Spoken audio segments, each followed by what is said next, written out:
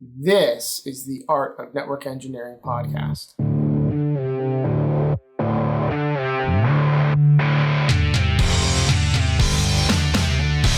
this podcast, we'll explore tools, technologies, and talented people. We aim to bring you information that will expand your skill sets and toolbox and share the stories of fellow network engineers. Welcome to the Art of Network Engineering. I am Tim Bertino at Tim Bertino on Twitter. I blog at netication.com as well as artofnetworkengineering.com. We've got an excellent panel of guests for this episode this evening. Really excited to jump into this. Joining me from the A1 team is the high-flying, rocket connecting, shit-posting, NFD 31 delegating, the one and only Lexi Cooper. Lexi, what's happening? That's the best intro anyone has ever given me, Tim. Thank you so much. I'm doing great. I like you mentioned, I'm going to be doing NFT 31, which, by the time you listeners, when you're hearing this episode, it will almost definitely have already happened. So I hope you got to catch the live stream.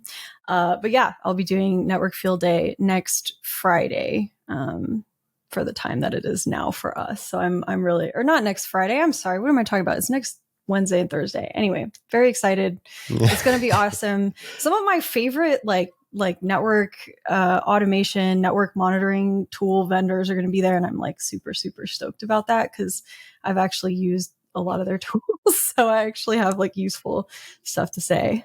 So that'll be great. How are you doing, Tim? What's up? I'm doing good. Yeah.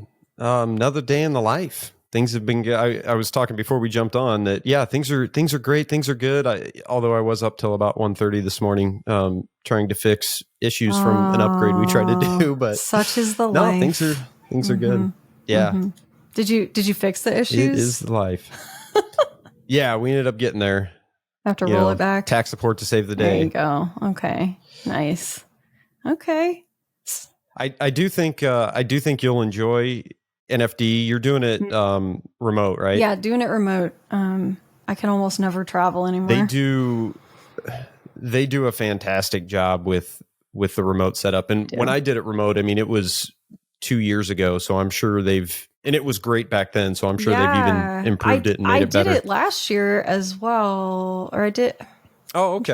Well, was it 2 years ago that I did it? Man, I don't think it was a full 2 years ago, but they have so many events now that I lose track. But yeah, I've done it before, and it was definitely remote at that point, and they did a great job then. So I have no worries about this time. We're kind of doing a hybrid approach, I think. So they have a few delegates there in person, but some vendors and some other delegates, including myself, will be remote. So it'll be a cool event. It is cool. It can be exhausting though. 8 to 5. A lot they throw at you. 8 to 5. Yeah, it's a full day. I gotta really. I'm working on those like tough questions that I'm supposed to have for the vendors. I don't know how successful I'll be at that, but I'll do my best. We'll see. No, you'll be awesome. Yeah. It'll be good. All right. Well, we teased it already. We have an excellent panel. We've got kind of a panel interview set up for this one. And the topic is transitioning out of the U.S. military. And with us this evening, we have John Breth, Julio Perez, and Tom Marland. Thank you all for joining us. How we kind of want to start this off is we want each one of you to introduce yourselves, give us that story of what drew you into the military, kind of what you did during the military, and how you transitioned out, some of the roles you've had since then. So, John, we'll go ahead and kick it over to you. How are you? Sure. Thanks for joining us. Yeah, appreciate everybody having me on here. This is going to be a great chat. So, my name is John Breth. I go by JB. I have, at this point, 20 years experience working in IT. Currently, I have my own IT/cybersecurity consulting company. My background is definitely more so on like the network engineering and network architecture side of things, but I dabble in a little bit of everything. And the reason I'm here is talking about my time in the Air Force. I joined back in 2003.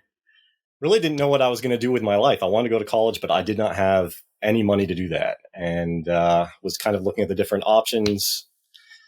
and was just like, man, am I going to take out a whole bunch of loans? I didn't even really know, what I wanted to do as far as career or even what I wanted to do at college. And I kind of just rolled the dice and went into Air Force recruiter's office, took what's called the ASVAB, or the Armed Services Vocational Battery, which is kind of like an SAT, I guess. And then based off of that, they determine how well you score on that, what type of jobs you can get. And I was like, well, I don't really know what I want to do, but computer sounds cool, even though I had absolutely no background ever doing anything in computers. Some folks grow up playing with computers and all that type of stuff. Like, no, not for me. I think my early desires are maybe to go to like pre-law or political science or something like that. But tested well enough where I could pretty much pick any type of job that I wanted. They give you, these huge binders of all these different jobs, and I'm flipping through and I find one that's like, oh, this one particular job is kind of like working on setting up IT systems at NASA. And I was like, all right, that sounds pretty good. That's got to make some good money, I think. Yeah. So I was like, all right. It's definitely got the coolness factor, at least. It does, right? So I was like, okay, that sounds really good. And the particular job role was 3C2, which is system communications controller, also known as a tech controller. It's pretty much a combination between telecommunications and a little bit of networking. And so I got in, ended up luckily getting stationed at Andrews Air Force Base right outside of DC, and got to do some pretty cool stuff, particularly with long haul telecom. It was one of the larger tech control facilities on the East Coast. And while I was there, I just started being like, hey, I got to take as much advantage as I can. My whole thing for coming into the Air Force was to learn and go to college. And luckily I had a lot of bosses that were supportive of that. And I pretty much started taking a full load of college classes. So I was working full time and going to college full time. I was taking a whole bunch of different CLEP tests and stuff like that. I mean, at one point, I think I did about 45 credits in one semester. I mean, I was just stacking. Wow. And because I was how typical would you say that is for active duty military service members taking college courses while they're in the military? Maybe not so much in the Air Force, and especially depending upon what your job is in the Air Force, you definitely have the ability to take college classes for sure. I mean, you do in the other branches too, but it really depends on what your job is and where your office is or where you're deployed to, things like that. But in the Air Force and the folks that I was working with, I would say, a decent amount were taking college classes, nowhere near what they should have been, because everybody should have been taking advantage of it because it was free. But, a solid amount of folks were doing that. We were always getting free training. So we had Cisco come in to do CCNA training. There was always other vendors coming in to do stuff.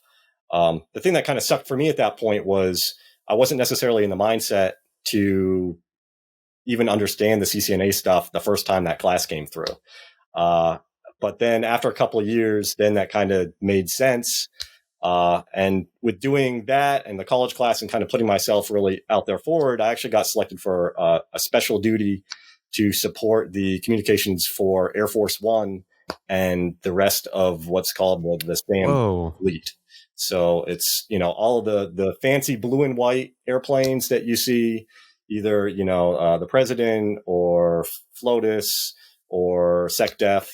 I got to pretty much monitor and manage the networks that they use at the ground entry points for their classified and unclassified communications. I have so many questions, so I got to, but I'm not gonna ask them now. But we'll talk. So I got to do that my last year that I was in. I only did 4 years, but by the time I wrapped it up in that last year, I got to do that work supporting Air Force One. I ended up finishing my undergrad degree in 2.5 years. I got a Network Plus, Security Plus, CCNA, and I think I'd passed my first CCNP test right before I got out. In those 4 years. Yes. Nice. Yeah. So that was back when the CCNP was like 4 tests. It was kind of crazy back then. But I mean, that definitely set me up to transition, to get out, get a job, had no shortage of different companies that were interested in talking to me and bringing me on. And, went from, just to, put it out there, went from making, $17,000 a year to 90,000, like that. So Wow. It was definitely life-changing, a lot of positives from that. And I didn't even tap into one of the other benefits that I'm sure we're going to be talking about a lot tonight, the GI Bill. So I had that whole amount left for me. And as soon as I got out, got my first job, then I started going to grad school and got my grad school paid for free. So Wow. Definitely sounds like you took advantage of it. Most definitely. I had my eye on the prize the entire time. Definitely worked with some other folks who were doing the same thing. And there was an awful lot of folks who didn't necessarily take advantage of that, which I think is kind of why we're all here tonight, to be talking about different avenues and paths and resources that are there so that people can make the most of the time they have left in, and then also set themselves up for success once they get out. So just real quickly, where are you at now? I think you said a little bit earlier on, but let's go back. And so you've gone from all that to what are you currently working on right now? So I started a consulting company back in, I think I went full time with it in 2018. So I have different clients that I support, doing everything from, regular network engineering all the way up to being the principal architect on cybersecurity services for tier 1 ISPs. I've had some contracts supporting stuff like that. Wow. So a good mix of different things. Very cool. And you also teach some stuff about cybersecurity, right? Like you're also making content. Yeah. So I didn't even, I totally forgot to mention that. So I've written a book. I've been in a few other books. I have my YouTube channel, Cyber Insight, where I'm always doing different types of, introductory level breakdowns of tech topics. I love doing lab walkthroughs, either filmed or live. I do an awful lot of live. And just like talking about network engineering, cloud technology, cybersecurity, offensive cyber, defensive cyber, GRC, Linux, pretty much everything. Wow. Everything's cool, and there's always something to learn. Awesome. Okay. Yeah, that's quite the story, from not being sure about computers to getting into the Air Force to working on Air Force One to running your own consulting business. That's quite the climb. That gives me hope, because computers sound cool is basically how I got into networking. So yeah. Awesome. Okay. Yeah. Sometimes you just gotta go for something, even if you aren't too sure. Absolutely. Like I said, it wasn't like I've never built a PC. Some people are like, into those things, and that's awesome. And they have a lot of strong suits with stuff. And for me, it just was, I like troubleshooting. I like being analytical about things. And I don't know, I just find all of it interesting. So I think that having kind of that type of mindset and enjoying certain aspects of IT definitely helps out a lot. Awesome. Thank you, John. All right, Julio, life story, go. All right. Let's see. That's tough to follow from John. Yeah. So Julio Perez on Twitter. You can find me at Julio_PDX. I am a solutions engineer at Arista Networks. I've been in IT since 2011. So I was in the military from 2011 to 2017. The story, it's interesting. It's not that different from John's. It's basically at a crossroads where the family is essentially asking me, what is your next step? Like, what are you doing? You're about to graduate high school.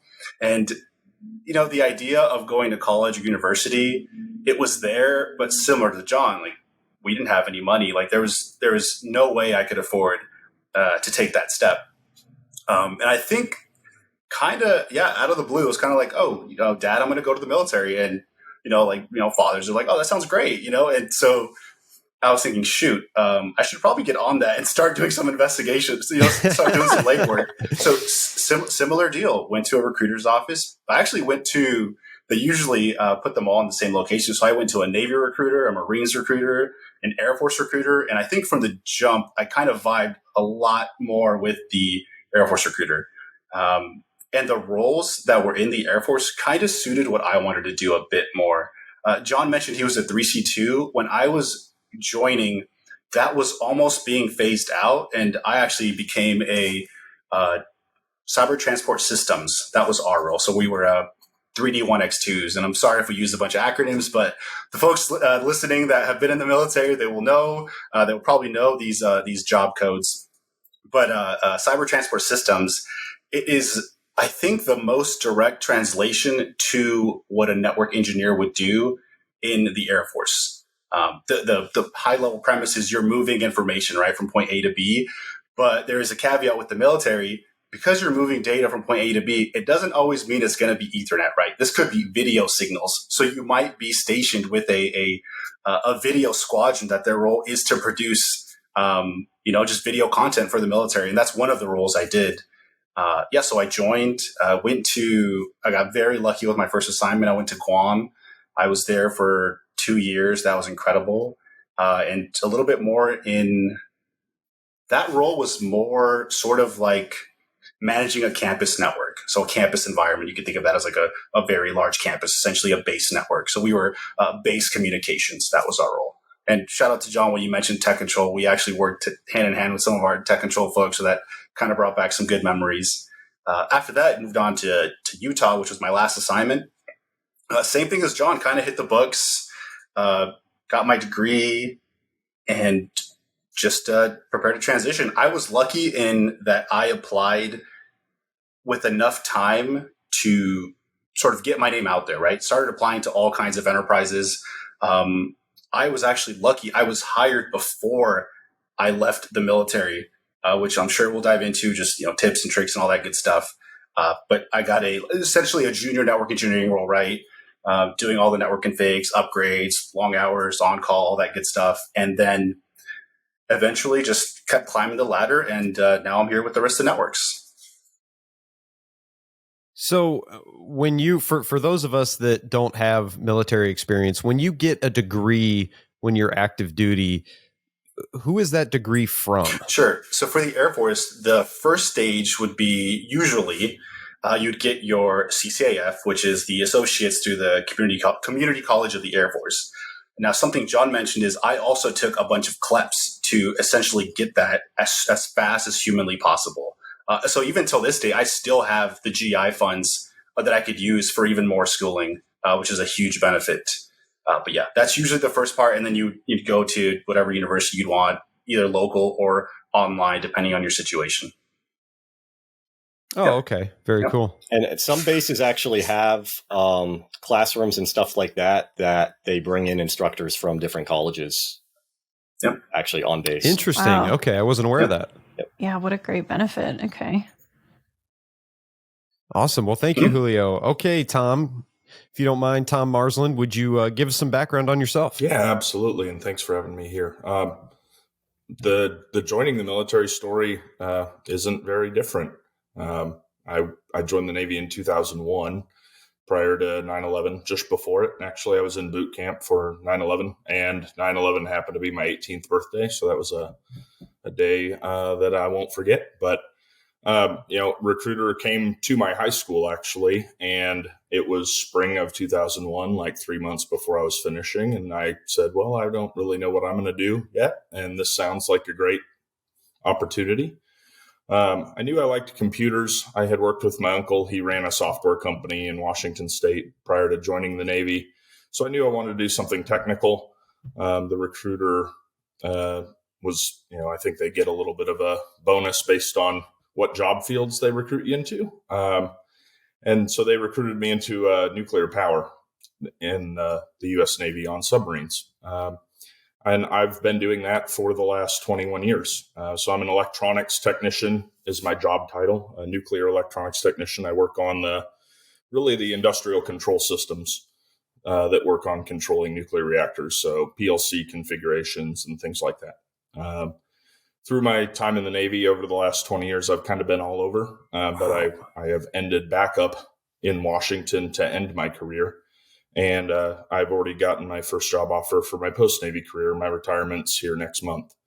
But on the side, when I came to Washington State and landed finally on my shore tour where I'm not being deployed, I started looking ahead at what I wanted to do post-Navy. While I was on my shore duties, I also went after college. I went to Western Governors University and got my bachelor's in IT security, and then got my master's in cybersecurity on this last shore tour, and did all that through the Navy's tuition assistance program. So I also still have my GI Bill, even though I've gotten my bachelor's and master's done. Looking forward to, figuring out what I wanted to do. I knew I wanted to get into IT cybersecurity. I worked in a couple positions here in the Navy where I could work with computers. I managed a help desk for a schoolhouse for a couple of years and worked on my CCNA and CCNA security and worked on some things like that. And so I knew I wanted to go into cyber, and I knew I wanted to really plan ahead because I've got a family to support and wanted to figure out what I wanted to do. So a couple of years ago, I found an organization that worked to help veterans transition into cyber called VetSec. And I started listening to the stories of the veterans there and what they had done and what their advice was. And after about a year of being with the organization, they were looking for volunteers to help run and volunteer and lead. And so that's what I've been doing on the side for the last couple of years, while I work on my own transition out of the military and trying to give that advice and pay it forward as much as I can. Yeah, Tom, I think this organization's super interesting. I was doing a little bit of research, and I wanted to read at least the first part of the mission statement I found online. It reads, simply put, our mission is to create a world where no veteran pursuing a career in cybersecurity goes unemployed. VetSec is a U.S.-based 501c3 nonprofit accepting active duty, reservists, and veterans from the United States and friendly nations into our community. We want to provide the nearly 200,000 people who transition out of the military in the United States every year with a path to employment in cybersecurity if they desire. That's quite the mission statement. So what are some of the methods? What are some of the tactics, some of the things you do to help people, train people and be able to transition into cybersecurity roles after the military? Yeah, Tim, thanks for reading that. I appreciate it. And John or JB and Julio, please chime in. The struggles that we have seen with our membership in VetSec, simply put, we have about 5,000 veteran and active duty members. We run a Slack community platform, and it's really just members paying it forward. But we partner with training providers like CompTIA, the SANS Institute, and others that are willing to either give deeply discounted training or free training to our members. The big thing we focus on is education and community. We found that people transitioning, a lot of them don't know really what they want to do because they were kind of told what they were doing for their whole military tour. And they don't have a good knowledge of the job landscape. I would say 80% of the members that join, when they say they want to get into cybersecurity, they think they're going to be a hacker when they first join. And after, a few months of talking to them about what the job landscape actually is like and what roles are out there, we focus a lot on that education. The other weak areas we find is professional networking is a huge focus for us, and resume assistance. Those are the two real areas that we try and focus in. And then we kind of show the road and give the training opportunities and let them kind of go their own way on those. There's something I realized. Oh, sorry. Go ahead, Lexi. Go ahead. You're fine. No, Tom hit on something really important is when you're in the service, whether it's 4 years, 6 years, or 20 years, that is a long time where you never had to worry about your job security or write a resume. So for anyone transitioning, that skill, if they, weren't in the, civilian side before, working on some roles, writing resumes, they've either just never had to do that or, they have to start from scratch. So that is a huge skill or something that should definitely focus on when you're not even getting to, just even before you're transitioning, right? Practice writing resumes, give that to your friends give it to people that have never been in the military, because your writing style is very important. Does it make sense? Are you using a lot of acronyms that your management, future management won't even know what you're talking about? So that's a really good point. Yeah, earlier I was going to ask, do you have a list of things, off the top of your head, anybody here that we want to touch on of like things that people who are currently in the military about to transition out need to start, or you highly recommend they start doing right now? Other than, it sounds like resume is a big deal, right? What else would you guys recommend? For one, I would say start early as humanly possible. So when you join, you're going to go through basic training. So you're not going to have any time. Then you're going to go to what we call our technical schools or tech schools. Other folks, I think Army calls it like your MOS school or something. But that time in your service, you're most likely very busy. And at that moment in time, you probably won't have time to go for a certification or go to college or your online schooling, for example. But once that finishes and you get to your first duty station, once the dust settles, right, and you're kind of it's in slower mode, look into certifications. What certifications are people getting out in the civilian side education, right? Post-secondary school. Start going to night classes. Go to online schooling. So start early. That would be my big tip there. Okay, so don't just wait until you're right at that, like the edge of transition. No, and I've seen it, and I'm sure John and Tom have seen it there. Yep. There's a lot of fun to be having in the military. You're young, there's money, you don't have too many bills. That can happen right now. 4 or 5 years have happened. You have 1 year left to sort of get things together to transition to the civilian side. That definitely happens. So start early. Now I'm like we warned you before, Tim and I don't know a whole lot about the military. I seriously don't know anything. So here's my question. At what point do people start to transition typically? Like, is it like, I know you have a certain number of years you need to be there, but then at a certain point, when do people, I know you can probably choose to go on farther, I'm guessing, for longer, or how do people make that choice to transition at a certain time? And when do people typically do that? So I think that depends on a few things. So you kind of have the folks who are just in for their one contract and are getting out either out of choice or they're not given paperwork to keep staying in, right? And sometimes that happens. They call it force shaping. It really depends upon, the level of folks they have and the level of jobs they have and how that kind of all lines up. And once you kind of make that decision, or that decision is made for you, then you kind of know, okay, the date I'm getting out is this date. Folks who are staying in and retiring, I think that probably differs a little bit more, and they kind of have a little bit more over a longer period of runway. And Tom can maybe speak on that.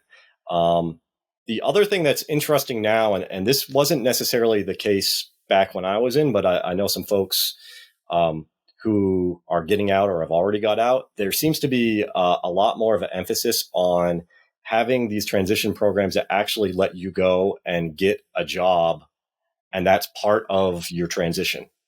So you can go and get a job, and they kind of put you on this specific type of leave where you're still in the military, but you're allowed to go and start working for a company, and you've already begun kind of your transition period. Like you aren't really coming back to do anything for them at that point. You're just kind of like running out the clock on the rest of that time. Interesting. Is that typically like is that like a part-time job type situation, or is it really like people working? I think it's supposed to be a full-time job situation. Wow. Yeah. That sounds like a great way to do it.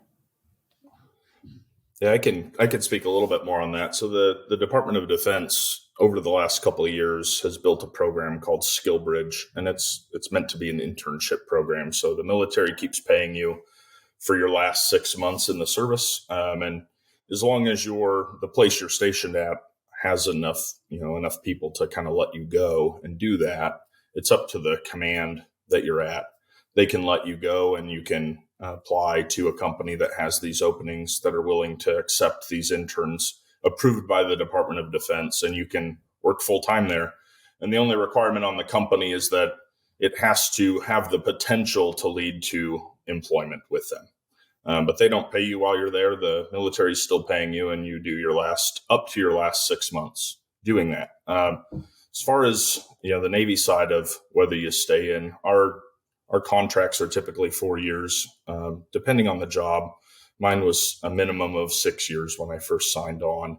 And then it's like JB was saying, it depends on how in demand your job is. If there's too many people for the job field you're in, they might ask you to retrain to a different job, or they might say, okay, well, at the end of your contract, you can go ahead and leave.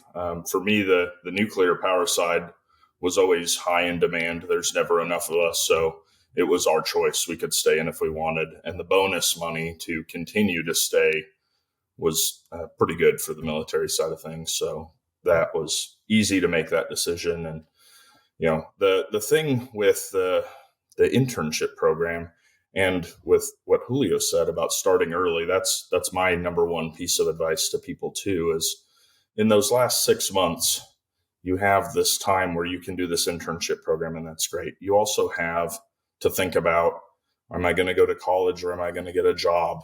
Am I going to use that GI Bill? Am I going to stay in the area that I'm stationed at right now, or am I going to move back to my hometown, or where am I going to move?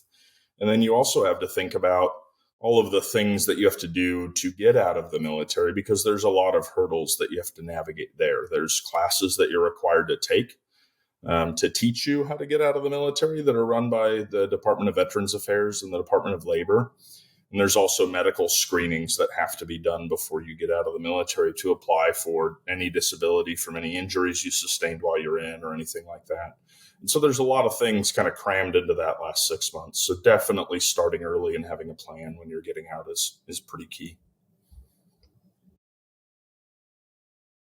So it sounds like the educational opportunities are abundant, things like SkillBridge with the internship opportunities. How do active duty personnel find out about these programs? Are they pretty well advertised? Do you need to go find these things on your own? Is your command telling you about these things? How does that? From my side, I think it varies by the command. Some are way better than others at sharing that information. If you're the kind of service member that kind of is content to just kind of go with the flow and not really plan ahead, and you're not seeking those things, it's easy to not see them. But if you're paying attention and thinking ahead of what you want to do, they're advertised well enough, I would say. Go ahead, Julio. Nope. Yep. I was going to echo the same thing. As far as when I was in, I felt like the benefits were advertised to us a lot. Again, it's more of, are you going to do the legwork? Do you have the time? Like, are you in a position where, your field, are you deployed a lot? Are you working long hours? Some people might have a little bit more of like an office role type gig, right? More 8 to 5, where you can get off, go to night school, things like that. So it does vary situation to situation. Yeah, I would definitely agree with both of those. I mean, and it even comes down to just your direct leadership and how much leeway they're giving you to be able to do those things, either after work or even during work. Sometimes, they might support you doing different things like that. And I think are Lexi and Tim, are either of you familiar with CLEP tests? No, I've heard that. I've heard that acronym or that phrase a few times, and I right over my head. So what a CLEP test is, and you don't need to be in the military to do this. Anybody can go do this. It's a college level entry. Is it college level? Oh, I'm going to jack it up. But it's, in essence, a test that you can take for a whole bunch of kind of general level classes and electives that if you pass the test, then you get the college credit for it.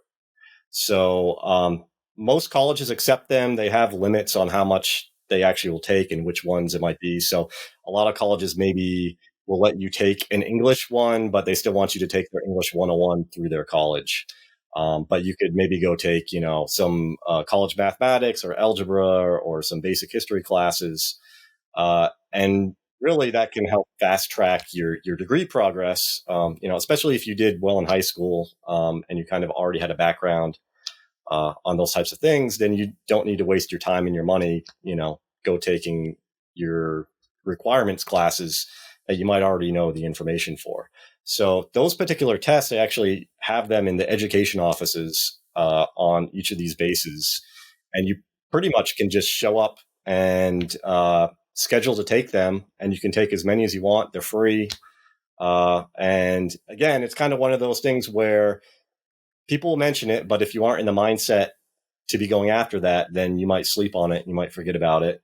And then if your leadership is cool with you bouncing to go take them at the hours when those tests are available, then, that's kind of supportive too. So it's really being aware of what's there, but then also being in the mindset where you're ready to take action on it. Because if you don't, I worked with plenty of folks who didn't do anything their entire 4 years. They were in tech, in the military, could have turned that into, a really solid career outside.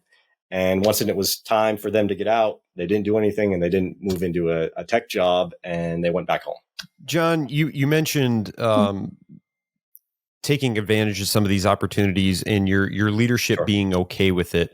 Do you have any advice for people in the military actively for approaching their leadership when they want to go after some of these opportunities? Do you have any tips there on how people should approach that? So it's kind of the same type of recommendation that I give for folks just in working regular jobs. Most folks have a first line supervisor that they report to, and most folks end up having some type of either 6-month review or annual review where they're like, hey, you're doing a great job, or you suck, you need to work on these things. And normally at that point, you're identifying goals for the upcoming year. I think one of the best things that anybody can do in either of those situations is using the systems that are in place to get the things that you want. And so if you want to be taking these classes, you have the goal of, getting these CLEP tests, you have the goal of getting training for certifications, you have the goal of working on your degree, putting that down on paper and getting your supervisor and their supervisor to acknowledge, agree, and sign off on that kind of really helps putting the rubber to the road as far as making sure that you potentially are getting the right type of support to be able to go after those things. That's great advice. So all three of you guys were in tech roles in the military, right? I'm guessing there's people in the military now looking to transition out who are not actually working a tech role, but they're interested in getting into one when they leave. Do y'all have any advice for people in that situation? Yeah. What I will say is there are a lot of fields in tech to go down, right? Server administration, networking, security, on and on and on, cloud infrastructure, operations. So do your research and try to explore what those roles entail. Are you going to enjoy that role? Is this something you could see yourself in? That's one. And then I mentioned it before, but if you do hone in on one, look at what certifications or what training is being done out there, right? So go after that, whether it's something like a vendor certification, Security Plus, Network Plus, go for that. Those are, yeah. Is that something, so if somebody's in a non-tech role in the military and they're interested in a tech role when they leave, does the military still support them getting that training while they're still in, even though they're not in a tech role and it's not probably related to the job they're doing at that point in time? Probably not that it would be sort of, sometimes you could be sent to training assignments, but those would be related to your current role. Right. Okay. You couldn't be, an ammo troop making like bombs, but be sent to like a tech training. That probably wouldn't happen.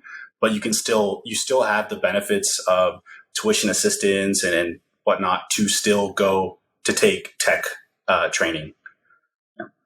Okay. I would also say it also depends on like how much longer you have on your contract and how long you want to stay in. Because if you really have the goal or desire of getting into a tech career, they do have retraining within the military. That's always an option as well. So like, let's say you're 2 years in or you're 3 years in and you don't mind hanging around for 6 years, 8 years, something like that. You definitely have the potential of trying to apply for a tech role and getting accepted into that and then going through the whole training process again to get into that job. Okay. Yeah. Another thought is because we're coming from technical roles, we had the advantage that when we went to apply to new roles, we had that on the job training, right? That could be listed towards a technical career. But if someone is starting fresh and they have these certifications, but they don't have on the job experience, that is really where you're going to have to, in a way, get your name out there, right? Twitter, collaborate, use your network, make YouTube videos, write a blog. There's resources. You can start a blog for free. GitHub pages. You can host your blog for nothing. If you're learning something, write about it, right? So there are ways for you to get awareness in our community as, IT folks, network engineers. That's one other point Mm-hmm. with that too. And one other thing that somebody could leverage. And that is if they have a security clearance, even though they're in a completely other type of job, that is going to be a ticket for them to be able to go after any other types of jobs. Oh, that's a good clearances. Just because of the fact that there's such a large amount of positions that are open with that. It at least would open the door for them. So in kind of the scenario Julio was talking about where they don't actually have the hands-on stuff, if they have the security clearance and maybe they get a couple certs, it definitely will at least get them in the door for some interviews. Because a lot of people, it's kind of interesting. A lot of people leaving the military don't have a lot of high confidence in themselves about the impact they can have once they get out into the commercial environment, right? And why? I guess why is that? Is it the thought that they don't think that there's a lot of transferable skills from what they're doing in the military to outside of the military, or what is that? Where does that lack of confidence come from? I think that it's just the unknown. You've been in an ecosystem for a certain period of time and you don't know what is out there, and you kind of just see this other environment where, it looks super sexy in the movies, right? And you know that people are making tons of money out there, and you're like, I'm sleeping on like bunk beds here and the chow hall, and I don't know how my skills are gonna transfer. Although in reality, a lot of the intangible things that you pick up from military service are things that employers absolutely love, right? The fact that you've been continually showing up for your employment for a long period of time, hopefully, with no issues, right? You get out with a honorable discharge. You're able to work with others, right? Again, hopefully. But all of these things that should be kind of intrinsically built into someone who's transitioning out of the military are all things that when you're in the military, you kind of sleep on that because it's just normal and it's part of the culture. But then moving from that and going out and getting a job outside of that, all of those things are nice little checks that kind of differentiate you from someone who, let's say both people have degrees, but this other person has 4 years of experience in the military, but the other person just has the degree and is getting out of college. The employer is going to look at all those other intangibles and is going to lean towards that person. So it's just, you kind of need to paint that story for folks, and then they kind of realize, oh, okay, I actually am bringing a lot of things to the table that I'm not even really aware of. Something I just want to touch on, there are also opportunities where the hiring sort of picking between candidates, a veteran will get bonus points essentially to be hired. So that is already an advantage for a veteran. But something that John mentioned, which is very important, you said interview. And something I saw when I was transitioning, there was a course, and Tom can correct me because he's still in, is it called STARS, the program that helps train you for the by the VFW, I believe? Not familiar, Julio. Okay, I think it was called STARS, but I'm sorry if I get that wrong. It's a 1-week course where you go through writing a resume, tips to getting a role, proper negotiation, salary negotiations. If you get accepted to a role, how to negotiate those. But one thing that was key was interviews. So now you've done all the work, you've gone to school, you got your degrees, you set out your your resumes and applications, but now you're in the interview room and you blow it. Like, because we don't interview. That's not something we've done. So that is huge. And John's laughing because maybe he's seen people bomb interviews. I don't know, but that is very important practice. Interviewing. So, Tom, I'd like to get your take here on the whole retraining aspect. I mean, you've been in 20 years. What's your advice for people who may not be in a technical role, would like to while they're still in the military? Is there a strategy to it? Is there specific timing that people need to be cognizant of because of what they're doing in their military career at this point? What does that look like? No, Tim, thanks. As someone who's been in for 21 years, the last time I wrote a resume before I was transitioning now was never. The last job I had was McDonald's when I was 17. And now I'm 39, right? So there was a big thought of like, oh my God, it's ending. What am I going to do? And how am I going to find a job, right? I've got a family of 4 kids and my wife here. And what am I going to do? Transitioning from nuclear power to cybersecurity was definitely a challenge. And both John and Julio hit kind of on some things that I think are successful for anybody. And it's to lean on those intangibles. For me, just rising through the ranks naturally over the 20 years. I was very fortunate with the teams that I was with and the teams that I had the opportunity to lead. Leaning on the leadership aspect of my time in the service as I started to interview was crucial. The other things that you can do to get into the tech industry that some people don't think about, Julio talked about all the different options in tech. Training is another big one. I taught at a couple of schoolhouses in the military and got my certified post-secondary instructor certification. And so I was able to leverage that. And the company that I'm going to go work for is a cybersecurity training company. And so I'll be bringing that. Also, other things like project management is pretty big among military people because we're used to going out and accomplishing a mission. No matter what your role is or what your job was in the military, there were times where the command said, this is the task for the group to go do. Let's go do it. And so you had to go do it. And leveraging those skills, I think, is really key. One thing for myself that I found a lot of success in was asking veterans that had already transitioned out, both through VetSec and just through LinkedIn networking, finding veterans in job roles that I thought I was interested in at companies and asking them to connect on LinkedIn and asking them if they had just 5 minutes where I could ask them questions about what their job was. And just the kind of veteran connection there helped me be wildly successful in that regard of just getting time to talk to 10, 20 people as I'm working my way out the door and figure out, okay, what does a day in the life of that role look like? Because you still don't really know, right? When a recruiter talks to you about the military and you say, yeah, I'm going to join, you don't know what it's like until you're on that bus heading to boot camp. And even then you have no clue what you're about to walk into. And it's the same thing when we're on this side of the fence looking to get out. It's scary. It's what is that going to look like? Another thing that I would encourage anybody that's close to like applying for jobs is don't be afraid to.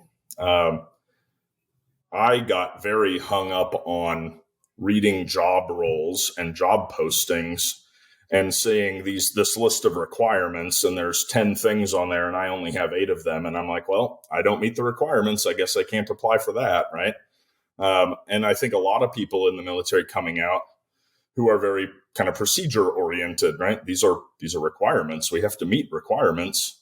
And so they won't apply for those things. And so, things I've learned is, I got my job purely through professional networking. It wasn't through just clicking apply on a job posting. It was through knowing people, but not being afraid to click apply and tailor that resume and send it up, I think is big there too. That's great advice for anybody, actually. Yeah. Yeah. Put yourself out there for sure. Yeah. So I find it interesting that all three of you guys in your own way, you help people, right? Like we have content creators here, Tom, you're on the board of VetSec. Like, I guess I'm curious at what point in your individual careers you guys started gravitating towards that side of the technical field, right? Like wanting to help people. I know you guys don't just create content for vets, JB and Julio, but, Tom, you're on the board of VetSec. And like, I really admire that about all three of you. And I'm curious at what point you guys kind of, that mesh for you and you were at the point in your career where you felt like, it's time for me to give back, or this is now I want to make content. Do like a little round table on this. Sure. So, I think probably like the impetus for that for me probably was two different things. First, my mother was a teacher. So I that was just instilled from the beginning. And so I think part of that is kind of like an homage to her. But the other part, and maybe everybody will agree with me, but being in the military, and especially being in tech, you're kind of forced into a teaching role as you start to gain experience and move up within the team or the group that you're on, right? So you're the new guy, you're learning everything, you're doing your on-the-job training, that's great. And then you're there for a year or a year and a half, 2 years, and you start to get other new people in, and it's kind of your responsibility to get them brought up on other stuff. So part of the knowledge and information sharing aspect of that, I would say definitely was at least kind of planted for sure initially in the military. Now, as far as like actually creating real content, so I wasn't really doing any of that for a long period of my career. Like I've only been on Twitter maybe, I don't know at this point, maybe 4 years, something like that. I've been on YouTube maybe 2 years, 2.5 years. And so it really was once I found that there were these communities outside of just the jobs that I was working at, I think that kind of pushed me a little bit more to get involved in creating content and wanting to share information. I've had a lot of awesome mentors, both from like, a business perspective, a networking perspective, a tech perspective, that have always been super awesome at sharing information with me and kind of like giving me wisdom so I didn't have to make the same mistakes as them. And I think now at this point, with the way that technology is, it's a lot easier to maybe condense those lessons or other types of lessons and share them with a wider group of people to make more of a positive impact. When I first got into tech, I mean, obviously like the internet was there, but I mean, we're talking 2003. It's not like there was, all these different podcasts and all these different shows. Didn't exist back then. Exactly. So it literally was. That's all I ever hear. IPX, SPX. You're like, no. So it literally was just the people that you knew. That was your community, right? And there were some conferences, like Black Hat and DEF CON and stuff like that. Started a little while back, but for the most part, you didn't really have this ability to interact and learn and share information with different folks. And so once I kind of got to the point where I realized that those pathways were there, then it just kind of seemed natural to try to help folks out and share whatever wisdom or knowledge I had that could potentially help them in their career and improve their life. In my case, I've really gravitated around writing, and which led to a blog, and that came probably twofold. A little bit of what JB's speaking of. We want to help the next person, right? Inevitably, that's really what a blog is, right? You did a thing, and maybe it was very hard, or you couldn't figure it out, so you decided to wrap it all up in a blog so the next person wouldn't have to deal with that same pain you dealt with, right? That's one point. But for me, I think I grew to love writing in a way. And I'm not saying my writing is good. It's just, I think I enjoy it much more now than I would. I love your blog, Julio. I just have to say, I do enjoy the way you write. I just wanted to interject that. You're pretty fun. But then, so in tech, naturally, well, actually, this is like the only way to survive. You're always learning, right? Lexi, you're always posting about what you're learning, and you're not ashamed to say, like, I have no idea what's going on. And that's stupid shit I want to do this fine. week. And that's totally fine, right?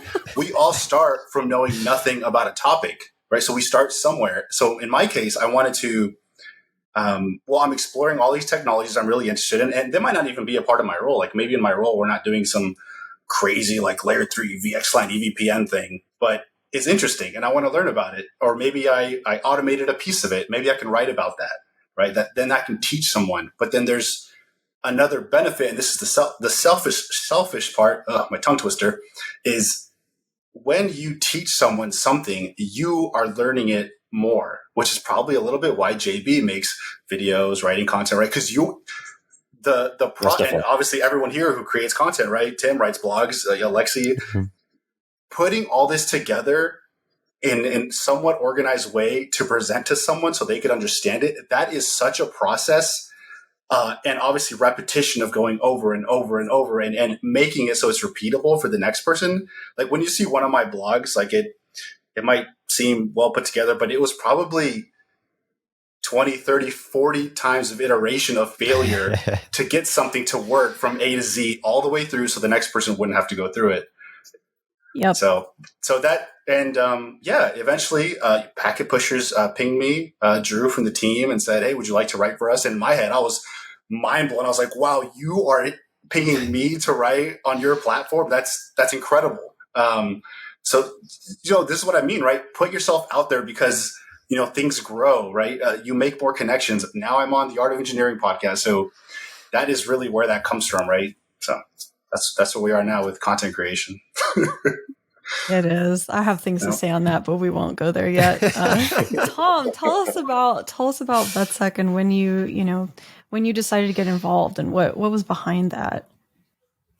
Yeah, it was January of 2020, right before COVID, when I joined. That was also the same month that I went to my shore duty and had a lot more free time, and I wasn't deployed anymore. And I knew that at the end of that shore tour, I was retiring from the Navy, and I said, well, I need a plan to how I'm going to figure out how to, what to do when I get out.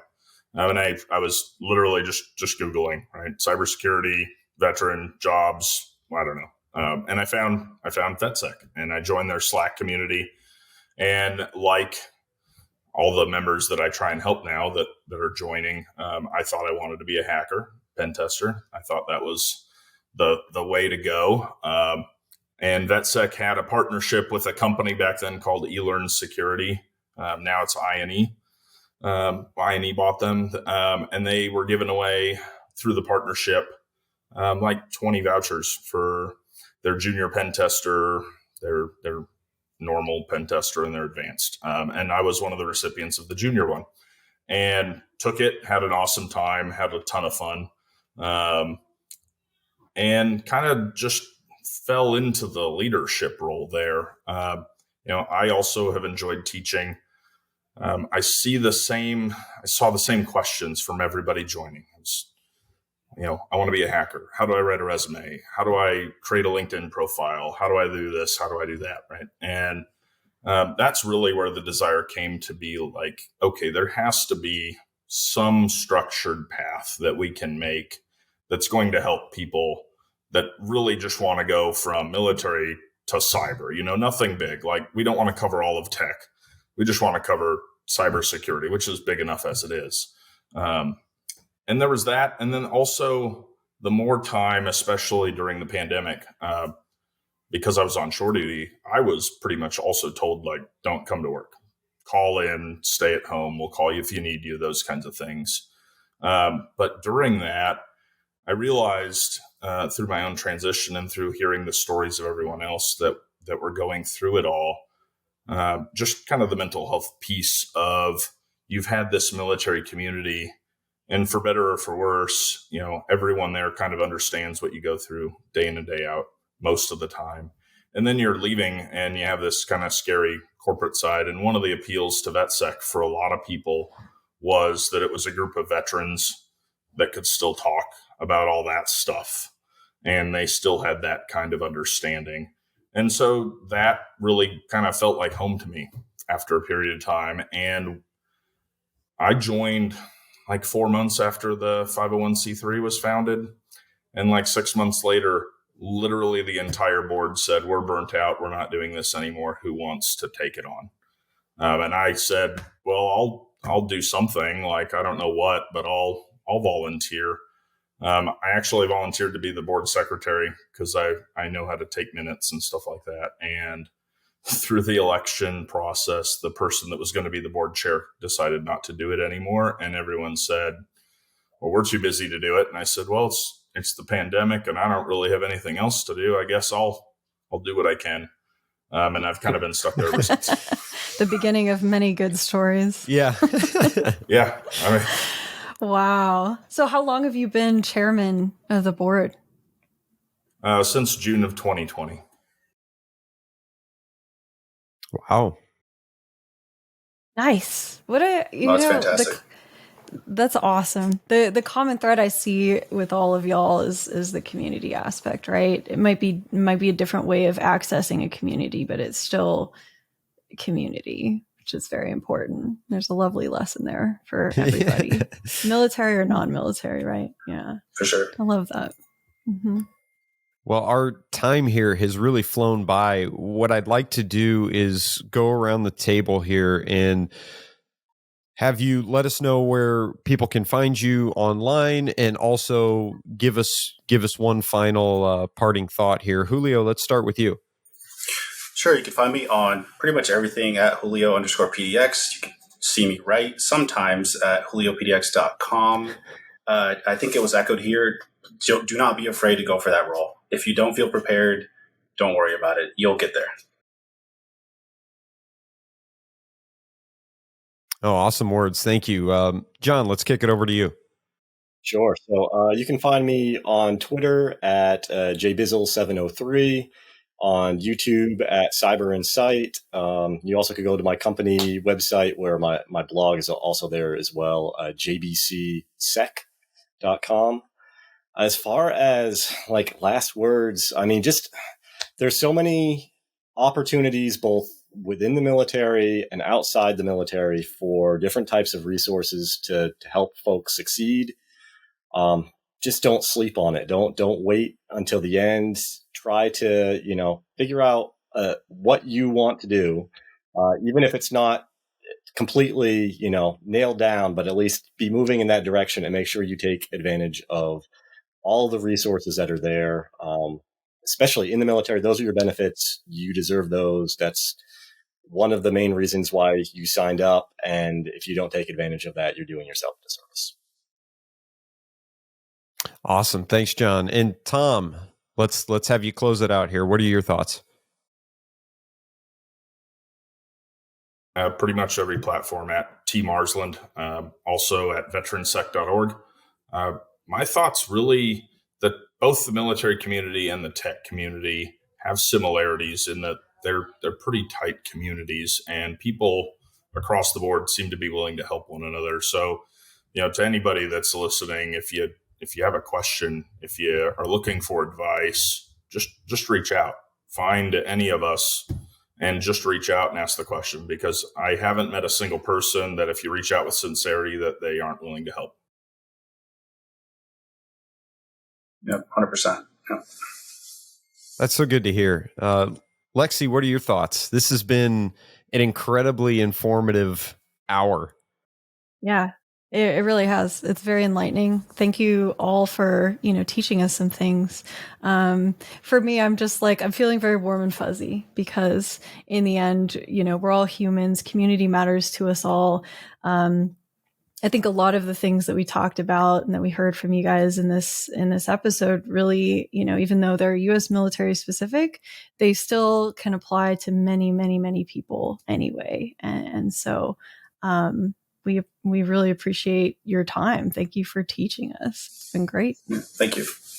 Yes, thank you all. I do really feel like this is beneficial not only for folks that are in the U.S. military today, but for people like Lexi and I who have no visibility into this, I think it's really interesting to see what is out there, what you all go through, and what opportunities you have to join life at post-military. So thank you all for joining us. This was a fantastic learning experience. And thank everybody for joining us on the Art of Network Engineering. You can find us online, artofnetworkengineering.com, on Twitter at artofneteng, and all of the other places that AJ always tells you to go that I always forget to. And also check out our new podcast, Cables to Clouds. You can find them www.cablestoclouds.com. And on Twitter as well, at Cables to Clouds. Thanks you all for joining us. This has been the Art of Network Engineering. Take care. Hey everyone, this is AJ. If you like what you heard today, then make sure you subscribe to our podcast on your favorite podcatcher. Smash that bell icon to get notified of all of our future episodes. Also, follow us on Twitter and Instagram. We are at artofneteng. That's Art of Neteng. You can also find us on the web at artofnetworkengineering.com, where we post all of our show notes. You can read blog articles from the co-hosts and guests, and also a lot more news and info from the networking world. Thanks for listening.